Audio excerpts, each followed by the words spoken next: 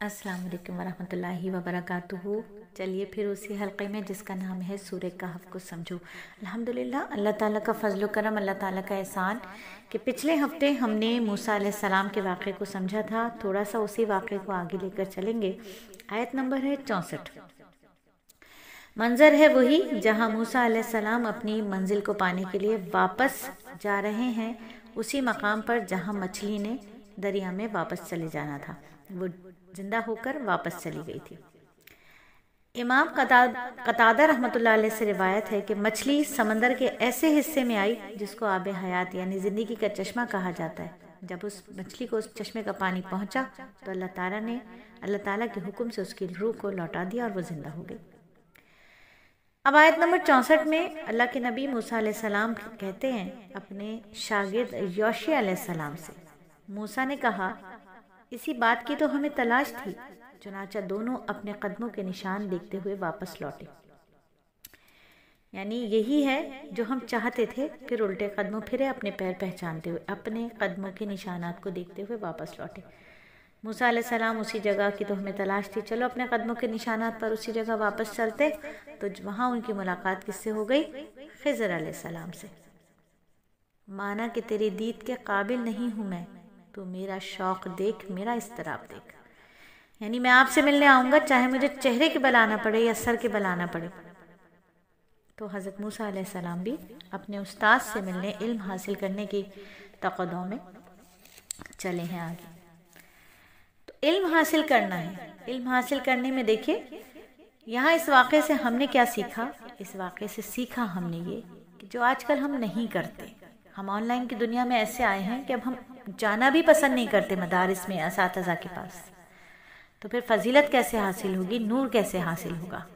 तो कम से कम इतना अदब रखिए कि जब आप ऑनलाइन पर पढ़ रही हों या पढ़ रहे हों तो घर के किसी एक हिस्से को, जहां आपने मस्जिदुल बैत बनाई हुई है, घर की जो मस्जिद का हिस्सा है जहां आप अक्सर अपनी इबादत करते हैं और करती हैं, वहां बावजू होकर अदब के साथ अपने तमाम कामों से दिमाग को, दिल को हटाकर वहां जाइए, वहां बैठें, हाजात पढ़ें।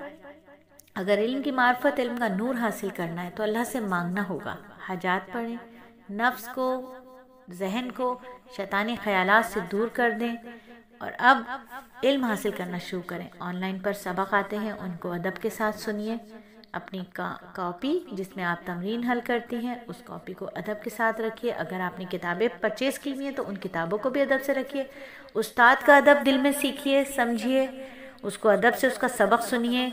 अपना वो मोबाइल फ़ोन तमाम लग़वियात से, तमाम फ़वाहिश से दूर रखिए। उसके अंदर कोई ऐसी चीज़ ना हो जिसमें आप इल्म दीन हासिल कर रही हैं।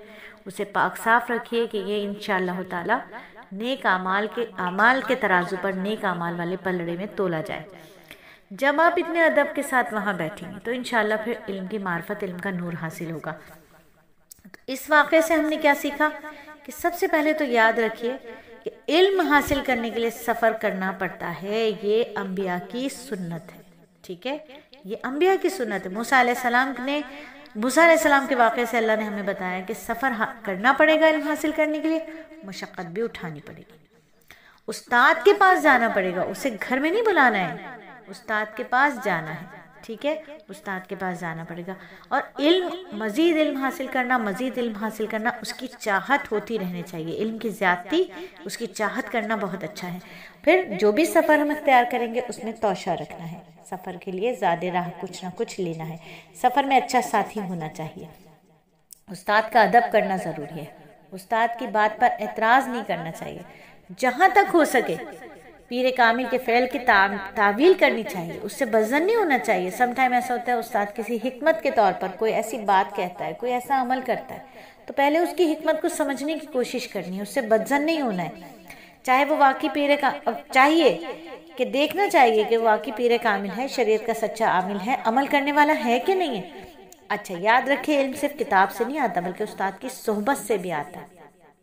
उस्ताद की सोहबत से भी आता है। एक बुजुर्ग फरमाया करते थे कि मैंने इतनी कुतुब बीनी नहीं की जितनी मैंने कुतुब बीनी की, यानी मैं असातिज़ा की सोहबत में रहा तो मैंने समझो हज़ारों किताबें पढ़ ली उनकी सोहबत में, हालांकि मैंने इतनी किताबें नहीं पढ़ी, तो जो प्रैक्टिकली किताबें थी वो उन्होंने सीख ली, यानी सोहबत से जो मिला।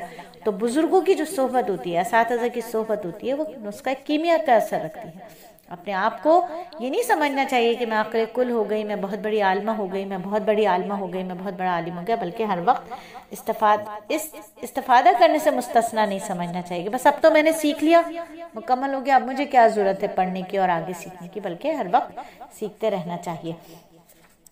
फिर इसी तरीके से इसको अगर हम दुनियावी ज़िंदगी की तरफ लाएं तो पहले भी इसको काफ़ी हद तक बताया कि ये ज़िंदगी एक सफ़र है और इसमें जो हमारे हम सफ़र हैं उनके साथ सच्चाई का ख्याल करना चाहिए, सच्चे होकर साथ चलना चाहिए, सफ़र को साथ सच्चाई के साथ गुजारना है, दरगुजर करना है। जैसे हज़रत मूसा अलैहिस्सलाम ने यूशा अलैहिस्सलाम की थोड़ी सी जो भूल थी उसको दरगुजर किया, गुस्सा नहीं किया। फिर ज़ादे राह के बारे में बता दिया जाए कि हमारे पास क्या है, ज़िंदगी का सफ़र गुजारने के लिए सच्चाई से बताएं कि हमारे पास ये है, इससे हमें अपनी ज़िंदगी को गुजारना है। ऊंचे ऊंचे ख्वाब दिखाकर जब हम सफ़र को ऊंचे ऊंचे ख्वाब दिखाएंगे और पूरा नहीं उतरेंगे तो फिर वहाँ फसादात होते हैं। तो मूसा अलैहिस्सलाम पहुँचे हैं अपनी मंजिल की तरफ, जहाँ उनकी मुलाकात हो रही है हज़रत खिज़र अलैहिस्सलाम से।